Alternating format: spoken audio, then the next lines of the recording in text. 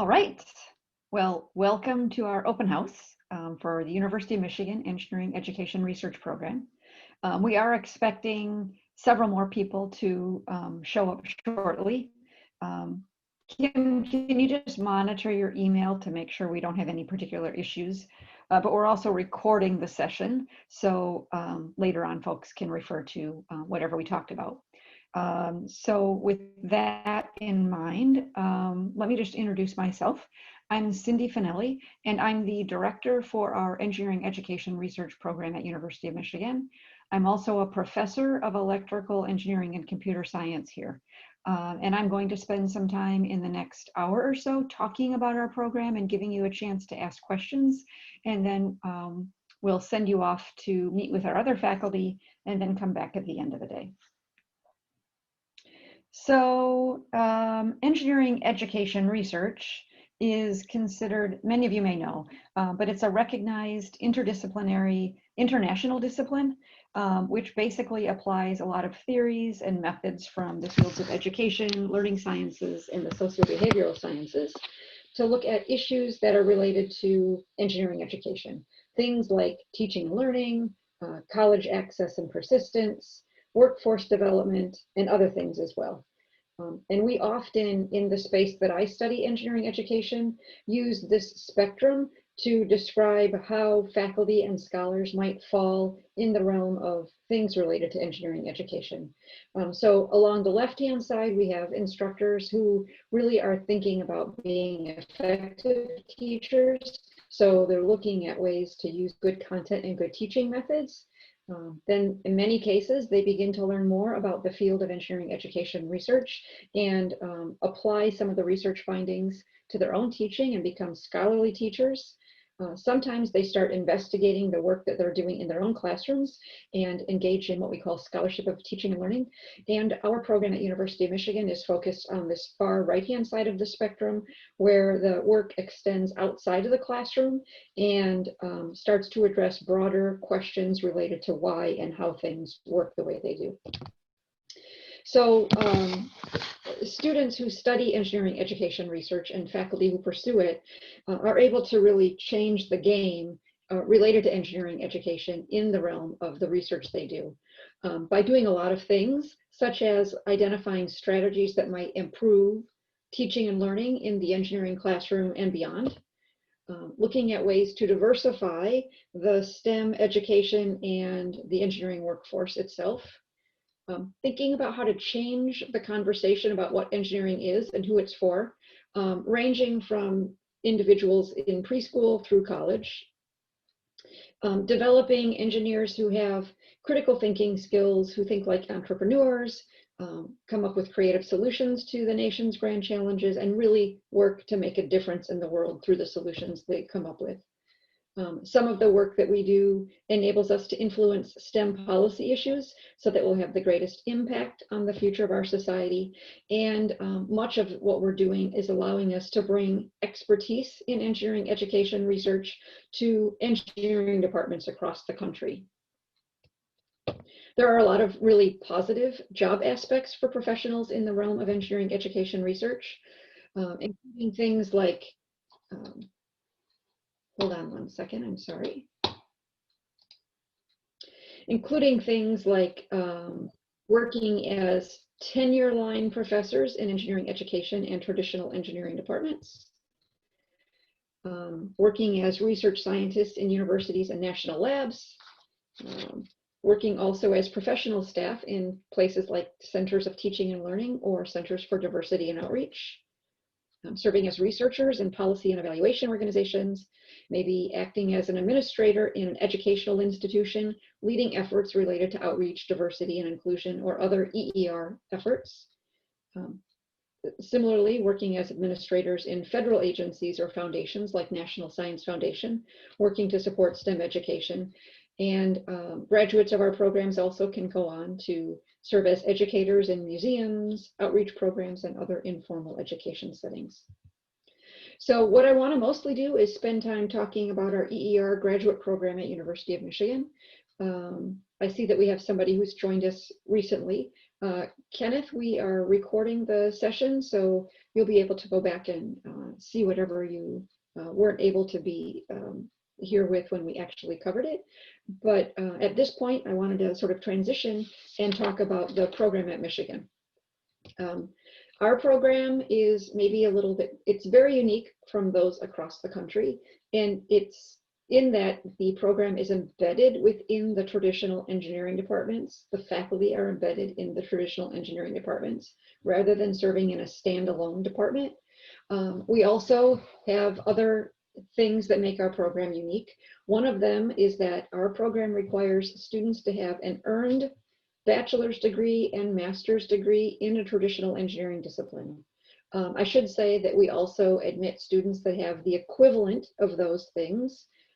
Maybe that's through work experience or through coursework that was mostly completed, but our students are required to have an extensive background in engineering, which is evidenced mostly through a bachelor's and a master's degree.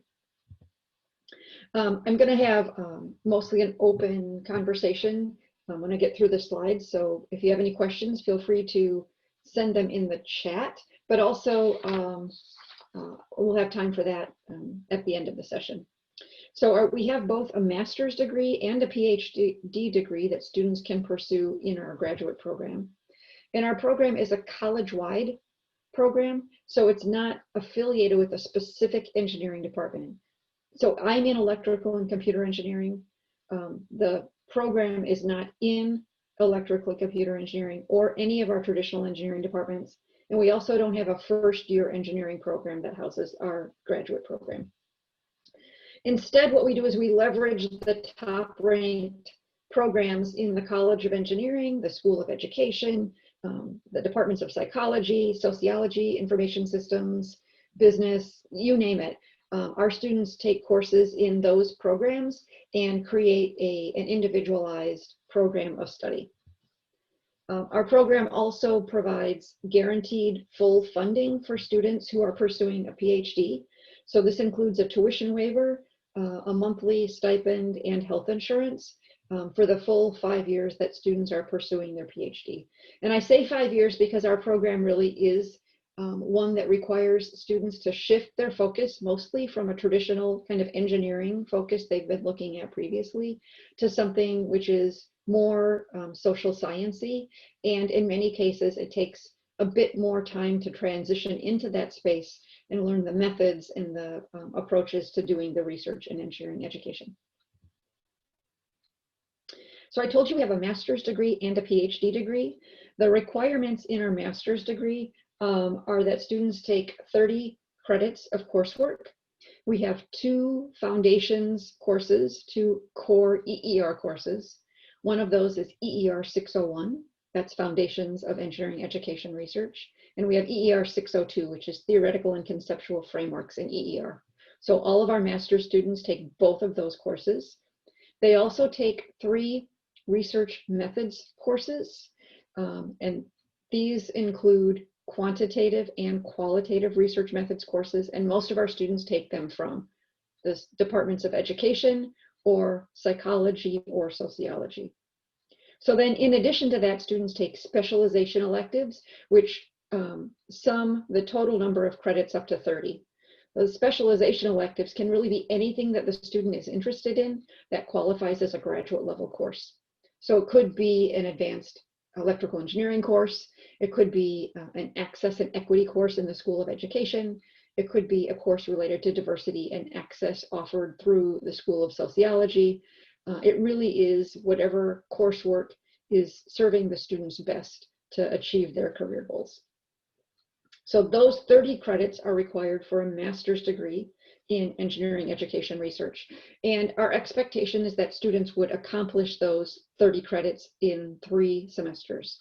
So a master's degree would typically take a fall, the next winter/spring semester, and then the following fall semester, so 3 semesters. The PhD extends that coursework by 6 extra course credits. So in addition to the 601 and 602 courses, the student takes a 4th research methods course if they're pursuing their PhD. So they take 4 methods courses instead of 3. and they take an immersive learning experience, which for some students might look like a mentored teaching approach. For others, it might look like an internship at the National Science Foundation, or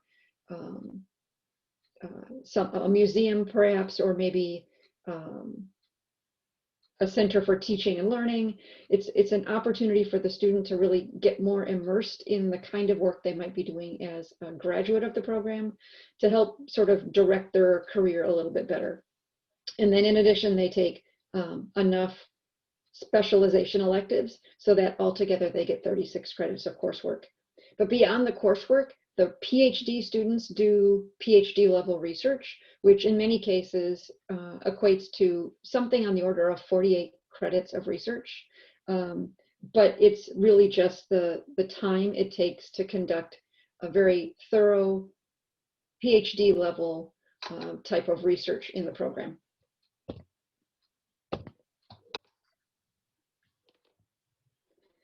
This is welcome to, we have another person who has joined us. We are recording this session, so if you miss something from the beginning, we'll be able to share the recorded info with you at a later point. But we're just talking through the requirements for the PhD program in engineering education research. I said the master's program is something on the order of 3 academic terms. Typically, the PhD program will be on the order of 5 years, maybe 4.5 years, but more like 5 years. And this is what the typical kind of timeline for a student pursuing a PhD in EER at University of Michigan might look like. So you can see that the student is doing research every semester, starting out with doing research with the faculty advisor in their first fall semester. They take 2 or 3 courses in their first 4 semesters, and then they advance to candidacy in the second year, spring, summer. After a student advances to candidacy, they can take 1 course per semester. So this student in this representative timeline would indeed continue to take a course per semester. So if you have questions about this, we can come back maybe and revisit it when we get through the rest of the content, and then have time for Q&A. So we have 5 faculty embedded in engineering departments who comprise University of Michigan's EER faculty. These 5 faculty are tenured or tenure track faculty who are, as I say, embedded in engineering education, or sorry, engineering departments, and doing research in engineering or computer science education research.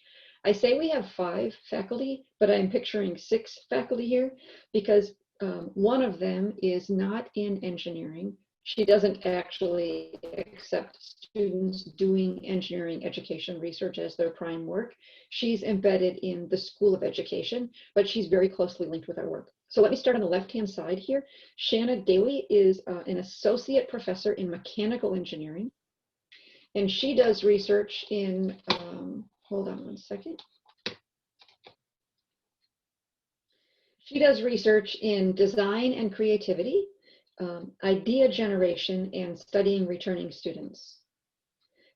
As I mentioned, I am the director of the program.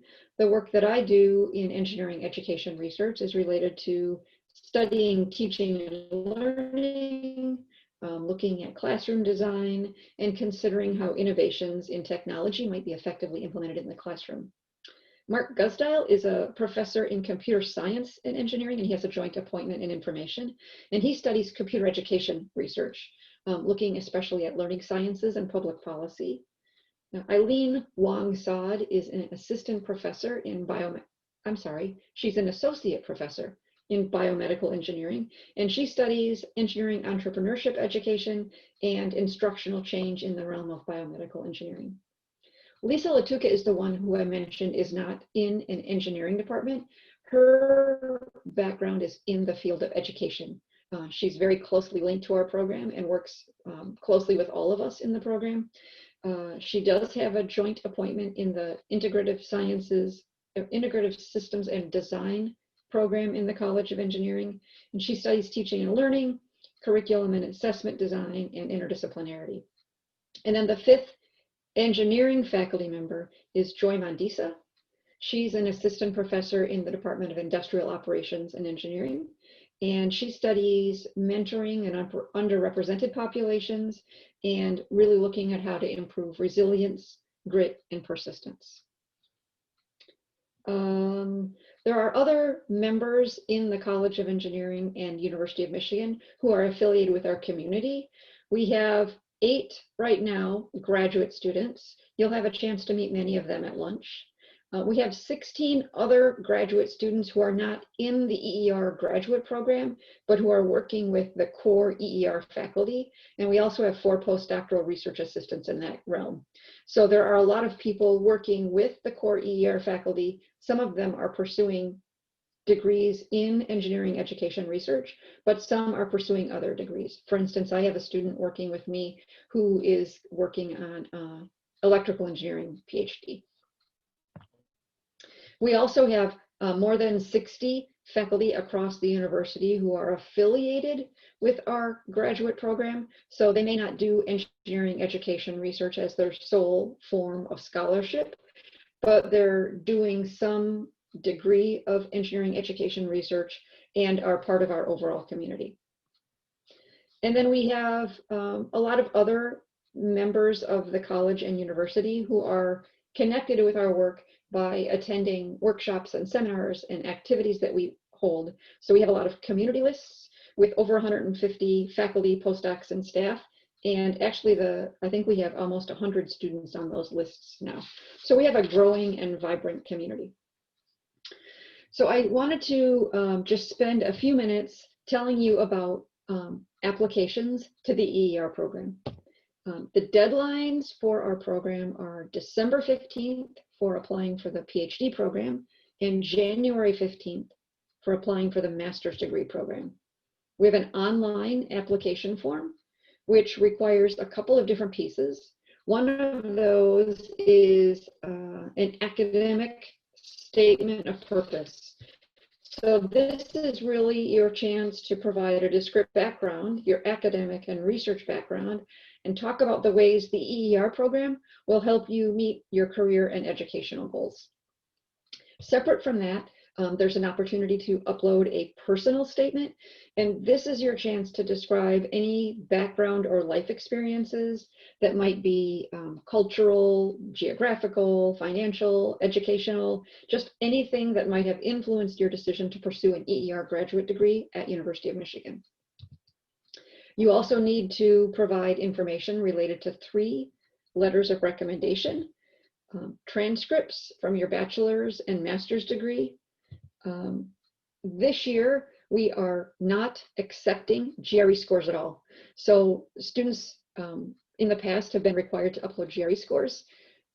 There's a lot of craziness going on, and we have decided to simply not accept GRE scores at all. So your score on GRE will not have any impact on your admission to the program, and we won't even accept those scores. And if you're a non-native English speaker, you also need to provide your TOEFL scores. I have just one last slide before we transition to Q&A, and that's just a little bit of perspective about what it takes to make a competitive application. So the student who would be most successful in applying for our program is one who articulates a clear reason for pursuing a PhD or a master's degree at University of Michigan. So this needs to be very connected to your personal experiences and not generic in any way. It needs to really delve into why you're interested in University of Michigan's program. A competitive applicant demonstrates knowledge of at least one of the EER faculty members' research focus and reflects on who might be a potential advisor and research group for the student. So I highly recommend that if you're interested in applying, you email the faculty and students who you might be interested in working in. When our students are admitted to the program, they are assigned an EER faculty advisor at the beginning. So there needs to be a very clear connection with the person applying and the faculty member who would be accepting that applicant into their research group. Your application, to be successful, really should also discuss potential things you could contribute to the research group you'd like to join. It should describe 3 things related to our program. One, how you see EER in general as a field of study that helps you accomplish your career and research interests. Second, it should demonstrate that you've basically done your homework, that you know there are other programs that exist across the US, and that you feel that this program is the right one for you because in some way it uniquely aligns with your personal goals. Your application should also demonstrate an appreciation of the need for the interdisciplinarity that we provide in our program, and sort of reflect on what that means for your own work. You should describe your personal strengths that would support the success of our overall program, and maybe also offer some insights about things that you think you could grow in. What areas might you have for growing?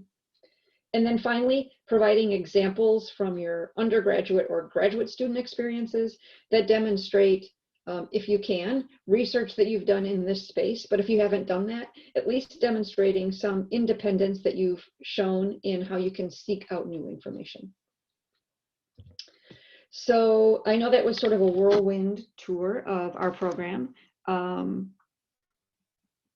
I'm going to come back to this slide in just a second. First, I just want to share a little bit more about what to expect for the rest of the day. In a few minutes, our graduate coordinator, Kristen Thornton, is going to jump on and tell you a little bit more about what she can do to support students in the program. And then after that, this is what the agenda looks like for the remainder of the day. There's an admissions and funding workshop at 11 a.m. that requires you to join in a different Zoom link.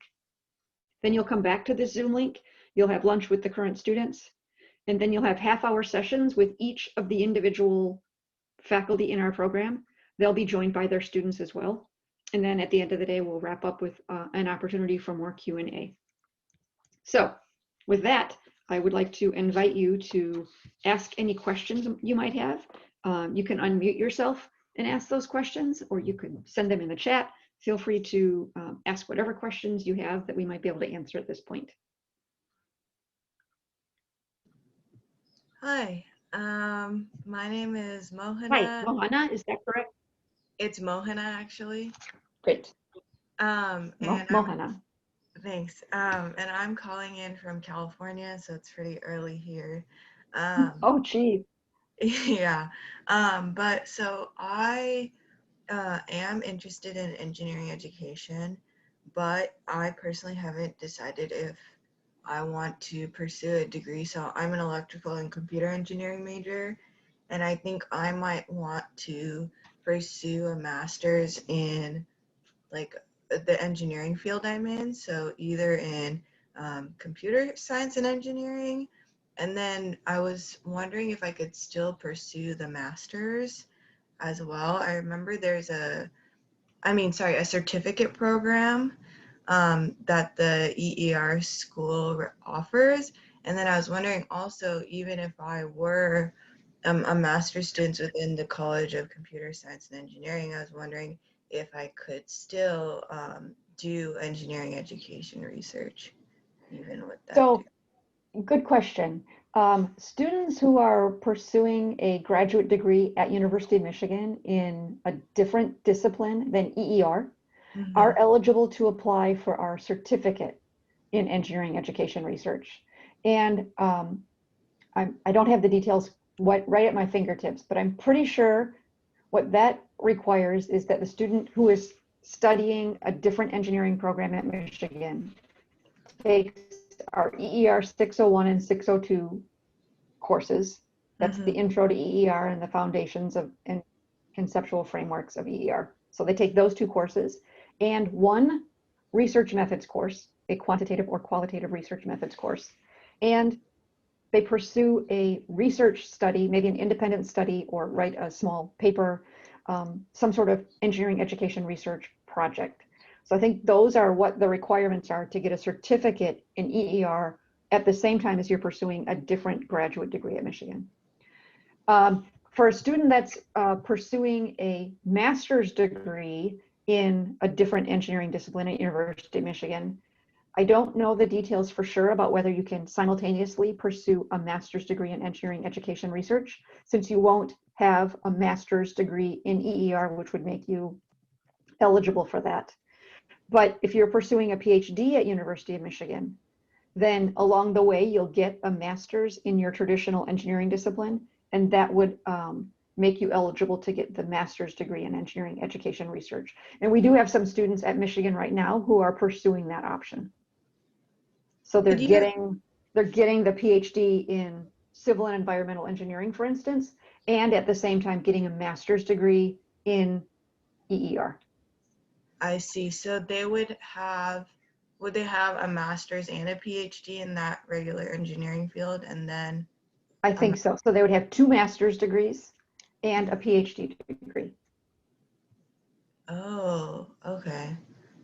And so they're PhD students within their own College of Engineering who pursued the certificate as well, or Yes. they just happen to pick up the EER master's. Oh, I think no, students would either do a master's in EER or a certificate. I don't Okay, think they would do both. okay, The certificate is like a smaller entry into the program. The master's is the higher, and then the PhD. okay. I'm happy to follow up with more conversation if you want to send me an email. Okay, great. Thank you. Yep. Hi, I had a question about, I've looked on your website and the areas that I'm interested in were research areas for K-12. It seems like that went to a page not found. So do you have any active research in the K-12 area and who's over that? We have one faculty member who is currently doing some K-12 work, and that's Mark Gusdile in computer science and engineering. None of the other faculty that I know of are currently doing K-12 work, but that's not to say that a student who was interested in K-12 work that aligned with something a faculty member was doing, I think you would have to connect with the individual faculty to see if they might be interested in moving in that direction. Okay. I'd be happy to have you send me the page not found link, because I'd like to figure out what that problem is. So if you could send that, that would be great. Yeah, it's actually Mark Gusdile's Oh, Mark okay. Gusdile's page. Here, I'll put it in the chat. Okay, great. Thanks. What other questions could I answer for you? I'm sorry that I came in late. How long have you guys been offering the PhD in EENR? Yeah, actually, I didn't mention that at all. Oh, We okay. are fairly new.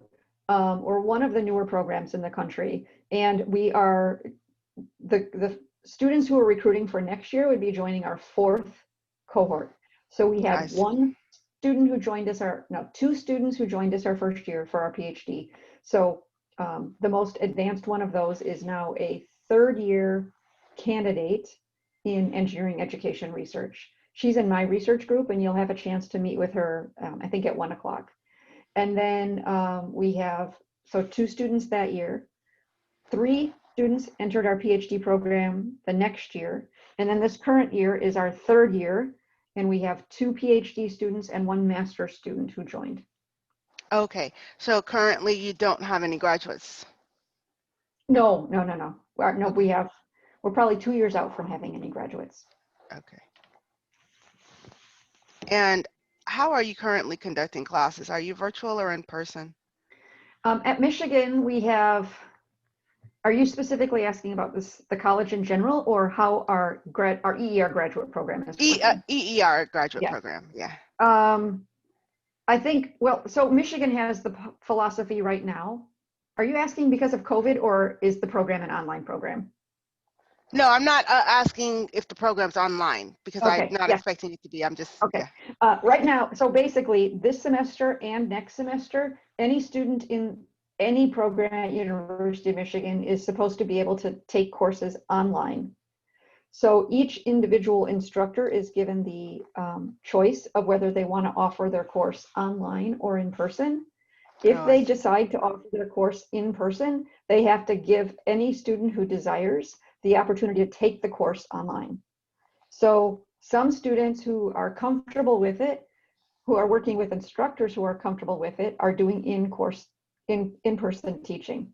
But none of our EER courses are offering an in-person component.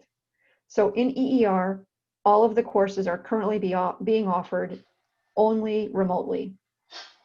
Some of those remote courses require students to do some synchronous stuff, and some require only asynchronous stuff. But those are the EER courses. So let me go back to this page that shows the requirements. A student could be currently taking a specialization elective, which does feature an in-person element. Okay.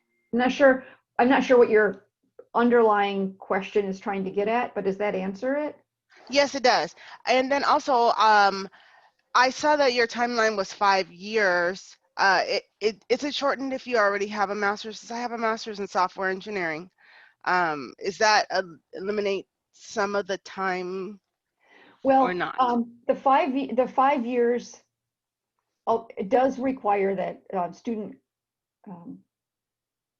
because this is a brand new kind of field for students switching from computer science or electrical engineering, it does require as much coursework as it would if you didn't have a master's degree. Oh, okay. So the coursework is the same. The 5 years isn't necessarily a minimum, because the research piece could take less than what I've demonstrated here. So it looks like here the student begins the dissertation research in year 3, and it takes, I don't know, 2 years for that. But a student could accelerate the research piece and complete that in a year and a half or even a year. So I think 4.5 years is probably what we'll see as the more typical or nominal timeline for a student getting their PhD. But I don't think 4 years is out of the question. But the coursework still will take as much time as if you didn't have a master's degree, because you'll be earning the other master's degree along the way. Okay, and so the coursework is all specifically focused on EE&R topics, not any sort of general engineering specific topic. Okay. No, so the coursework is, am I still sharing my screen? Yes, I see it. 36 credits of coursework. Yes. So the 601 and 602 are specific to EER. The research methods courses would be how to conduct quantitative and qualitative research, which would be not like any of the courses you had before. Right. The immersive learning experience is a new, different kind of thing. But the specialization electives could definitely be elective courses that align with the content you're interested in studying. So you could take computer science graduate courses to satisfy the specialization electives. Okay. And in some case, and maybe Kristen, when she joins us, could give us more information, there is a way to, I don't know if it's called double count, but get some credit for coursework that you might have completed with your master's degree that didn't count, wasn't required for your master's degree work, that you could transfer in to Michigan to sort of get a head start on some of those specialization electives. I'm not sure how that works in particular, but Kristen, who will be joining us in a little bit, could tell us more. Okay, thank you.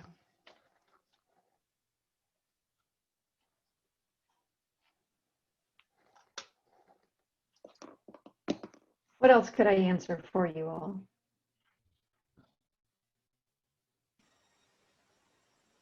Hello. I see a question in the chat, so I don't want to ignore that, but I do have a question. Oh, I'm sorry, I did not see the chat.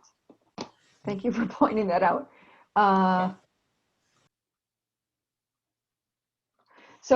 Or wait, you have questions in the chat, Sydney, or there are questions in the chat?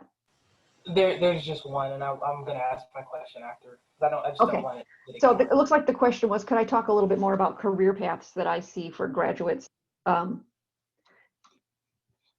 In terms of career paths, oh, sorry, I thought I had, I think probably what many graduates will go on to do is take academic faculty positions, either in a traditional engineering department or in an engineering education research department, or maybe a lecturer position in or non-tenure track kind of position at a teaching focused school or something. But I think most of our graduates will go on to be some sort of college level instructor. That's my guess, but I know that's not exactly true. One of our students right now is the president of the National Society of Black Engineers group. the university-wide version, not this University of Michigan version. And she's interested in doing some more policy-related work in the government somehow, somewhere. She hasn't really quite decided what that might look like. But all of these things here are examples of what our graduates could go on to do with their master's or PhD degree. Welcome, Victoria. We've recorded the session, so you'll be able to catch up and see what you missed from the beginning part. So does that answer? I think that was Mohana's question, and I'm sorry I pronounced your name wrong. I was trying to think of how you said it. That was your question, right? Okay, does that answer it?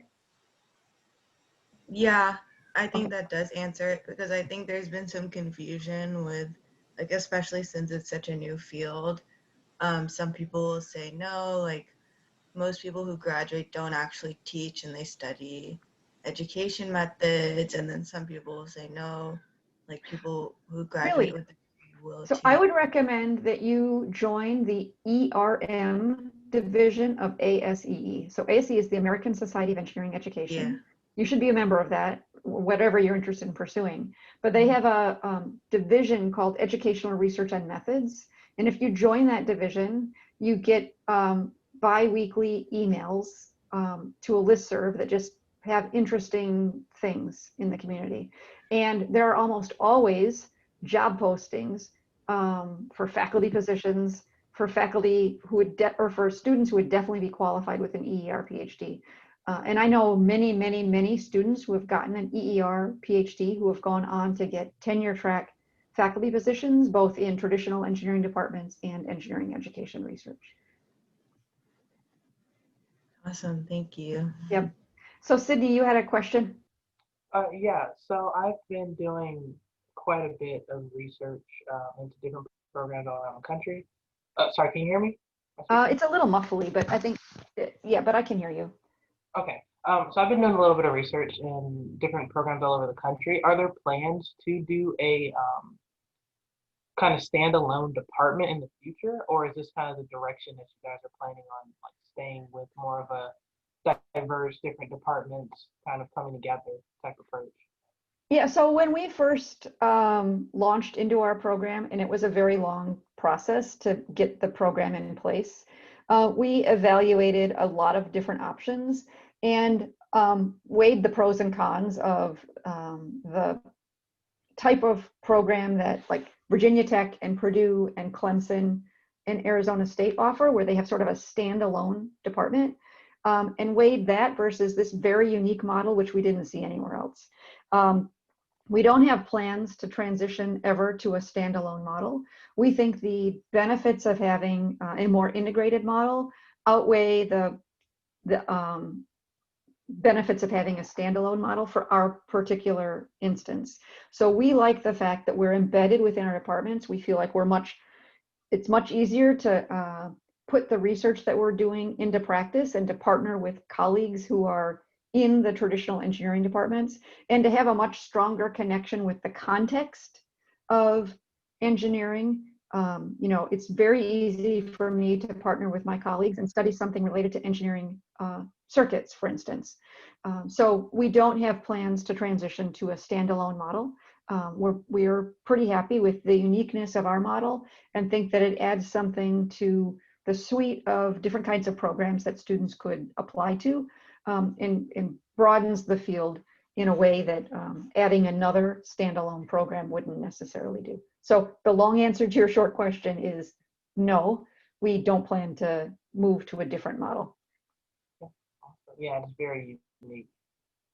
I will say that when we first started the model, the program was approved 5 years ago. And at that time, even our departments at University of Michigan weren't sure how it was going to work to have faculty embedded in the departments, because they weren't sure they could fairly evaluate faculty doing scholarship in an area that was very different than they were used to.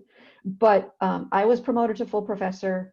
Shanna Daly was promoted to associate professor. Eileen Wong-Saad was promoted to associate professor. So the departments have been recognizing the importance of what we're doing in the departments, and we're starting to get momentum. So, we were a little bit unsure of how we manage the success of our model, but it's become very clear that the departments are buying into this, the students are buying into it, and the faculty are buying into it.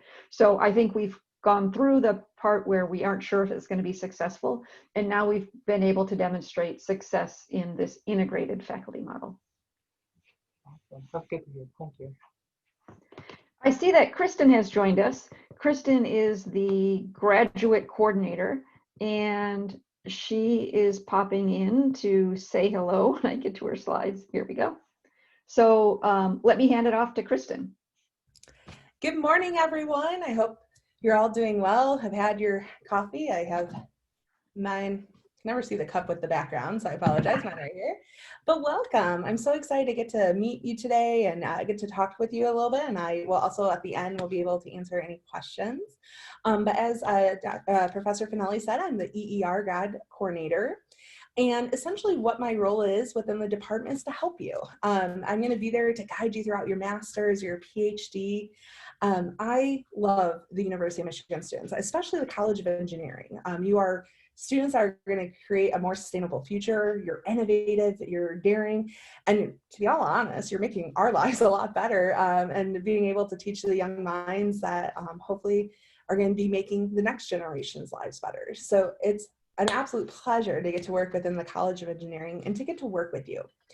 And so throughout your studies, I'm going to be here to assist.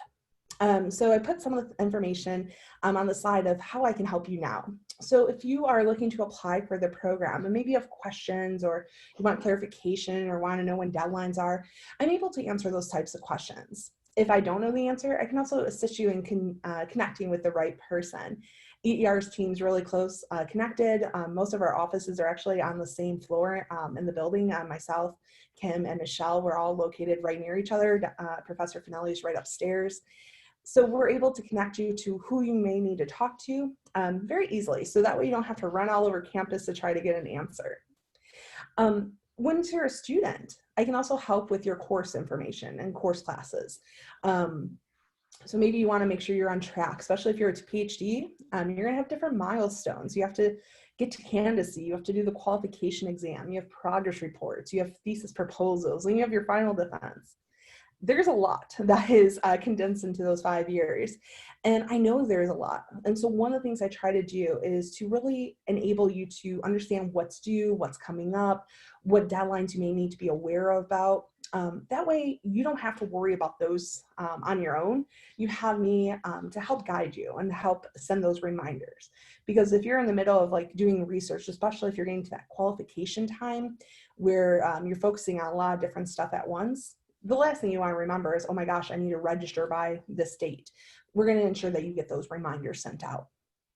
I also help provide the different important updates. So a lot of the times there might be updates throughout the semester. Like for example, this year, they changed the grading policy slightly to allow more flexibility for students to be able to meet their demands of their courses while navigating this unique time frame that we're experiencing in the world. And so I can ensure that you have that information up to date and that you're always able to plan. And then of course, the University of Michigan is a massive R1 research institution. So there is always something going on, from career building, professional events, to you're a student, you want to have fun, you want to enjoy life in Ann Arbor. There's so many great different events that you're able to take part of during your time as a student. And so I'm going to share that information. And maybe there's something that you want to do that you're not seeing an event for. Let us know. We can help you create that. We really try to empower students to take active leads in not only EER, but in the university. So I'm not sure if Professor Finelli mentioned about our EC or EER, I don't know the proper term for Leah. She's the ambassador or student organizer, but she plans some great events. We had different fun trivia days throughout the summer, different meet and greets. And so you really get the opportunity to connect with fellow students. And then on a university and a college level, they have a community grant. So for example, say there's something that you think would be awesome that students would really enjoy. Maybe it's organizing a bus trip to Cedar Point. There's sometimes grants to help you do that. And so the community grant is an opportunity through the College of Engineering. So those different types of events and opportunities we're going to share with you, and we're going to help you create them as well. So I'm kind of like that one-stop shop to ensure all your questions are answered and just to help be that advocate and that support for you throughout your studies. I'm going to cheer you on, and if you're having a bad day, come chat. I usually have candy on my office desk. And usually it's pretty good candy because I sneak it too. So, but I want to get to know who you are and get to know you as a student, help you navigate the fun, complex system that is Michigan. So that is quite a bit of information in 5 minutes. If there are any questions, or is there things that maybe you want to know about being a student and how I can assist you? By show of hands, because I probably won't get to see everyone. If you use the little chat feature or the little hand feature on the chat, how many of you have ever been to Michigan or to Ann Arbor? So if you throw in the chat, okay, so I see 1, 2, 3. Okay, so for those who have been to Ann Arbor, you know how beautiful our city absolutely is. Of those 3, if you put in the chat, are you from like Ann Arbor itself, or just like at, or even a student at Michigan? Looks like 2 people are. Go blue, awesome. So if you are not, so Ann Arbor, and the students are from, or the participants here today that are from Ann Arbor can speak a little bit about it. Ann Arbor is such a cool city. It's a Big Ten college town, so you get that feel, you get that excitement, you get ESPN game day if you like it. Personally, I'm not a fan, it makes traffic horrible, but it's a really cool experience. But in the midst of all that, we're also a very diverse community. We have, I don't know how many different types of cultures represented, different identities, and we all come together as one city. So the city itself has a lot of green space, a lot of trails, but then there's also that downtown core that has every type of cuisine you can imagine, all the different festivals and activities, art fairs, just so much you can do and get involved in. So one of the things I always tell students is to get involved. You know, you're going to be here for hopefully 5 years if you're a PhD student, 2 years if you're going to do your master's degree, and you have so much time to become empowered, to gain leadership skills, to be part of the community, and to really make a difference. That's awesome. Thanks, Kristen. I know there was a question earlier that you might be able to answer. If a student is pursuing a master's degree in a different engineering, let's say electrical engineering at Michigan, can they, and they don't have a master's degree yet, so they don't qualify for the master's degree in engineering education research. Can they get both the master's in engineering education research and the electrical engineering master's at the same time? Absolutely. So there are multiple dual degree opportunities. And so with the dual degree, what that allows is if you're admitted to both programs, you can actually, usually it's about 10 credits. If both programs are 30 credits each, you can actually double count 10 credits. So there might be an opportunity to earn both degrees in less than 4 years. So usually be about 2.5 to 3 years, depending on how many credits you take a semester. So you can certainly do that. And we also have certificate opportunities as well. So if maybe you're not able to pursue that full master's quite yet, but you want to get your feet wet and get into the EER, you can also do that great certificate program. So there's a lot of flexibility. And on the flip side, if you join us as an EER student, you can still get those outside opportunities. So you would want to work with your advisor, and maybe there might be great certificates. I know of the engineering one, so like data science, computational discovery, but they're all throughout the University of Michigan. There's other different certificates as well. And so you can explore them and gain those skills and just continue to add to your CV. One of the great things as well is we do offer job fairs each term where hundreds of employers come, fill up pretty much the whole North Campus of with employment. And so it's a great way to connect with employers. Even as a first-year student, you can start to explore, can make those connections, those networks. I'm sure you heard about our wonderful seminar series where you can, oh, they haven't talk about that at all. Well, EER has a wonderful seminar series where you can get to hear from, leaders in the profession. So you really get a lot of great exposure during your time. And with our program being more new, we're actually going into our 4th year now of admissions. It's crazy. It's gone so fast.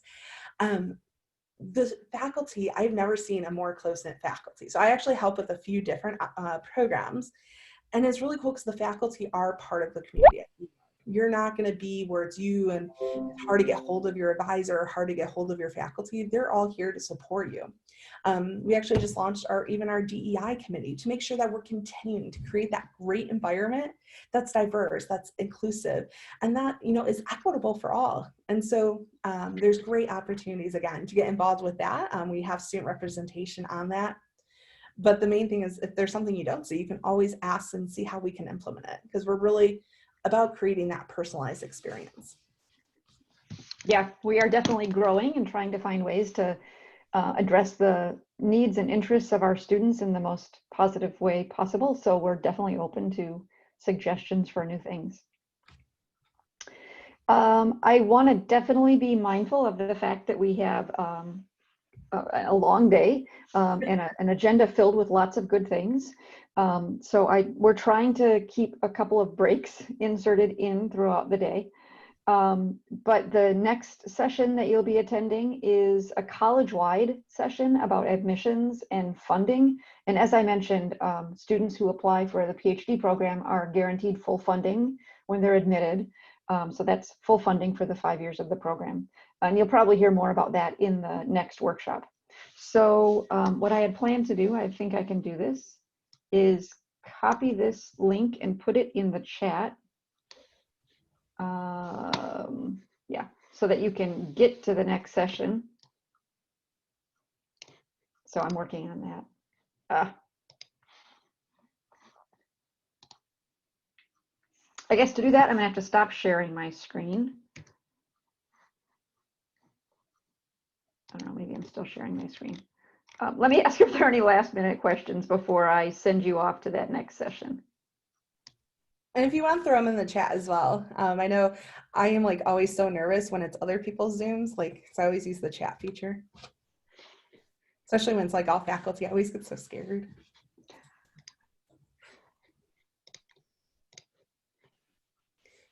Victoria, oh, sorry, go ahead. No, thank you. I appreciate that. I do have a quick question. I'm working full time, so I'd be interested in doing the PhD program part time. Is that something that is a possibility or no?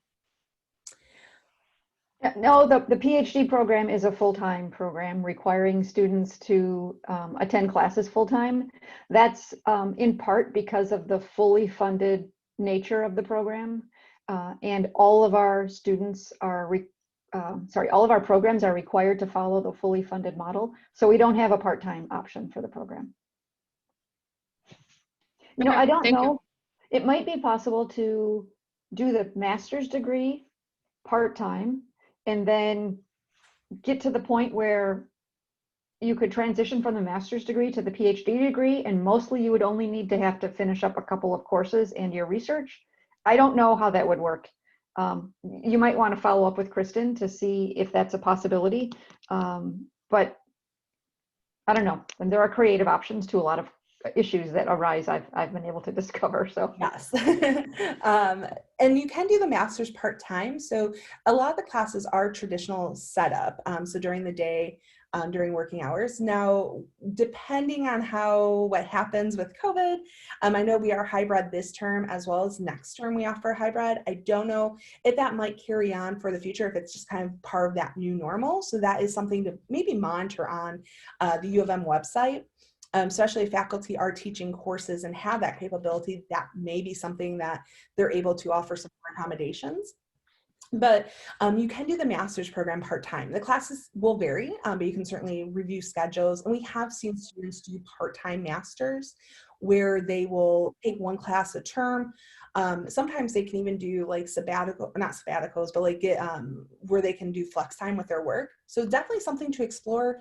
And then if you do complete the master's requirements, at that point, as Professor Finelli said, you may only have a couple more classes and research, which may offer a little bit more flexibility to incorporate that within work. So I know Professor Finelli just threw the next link up and they're going to be starting at 11. So I'll end now, but I will be back later today to answer questions. So if you do have any registration, application, or just life in Michigan, please do feel free to save them, and I look forward to answering them later. So keep this link handy. You'll come back to the link that you're at right now at 12:15. Bring your lunch with you. The students are going to be lunching, and they have some breakout room things scheduled so that you have a chance to meet with all of them, or at least many of them. But in the meantime, please jump onto that other Zoom link where you can learn about admissions and funding. And if you joined late, I'm happy to stick around for a little bit to fill you in on the material that you might have missed. So we'll see you back at 12:15.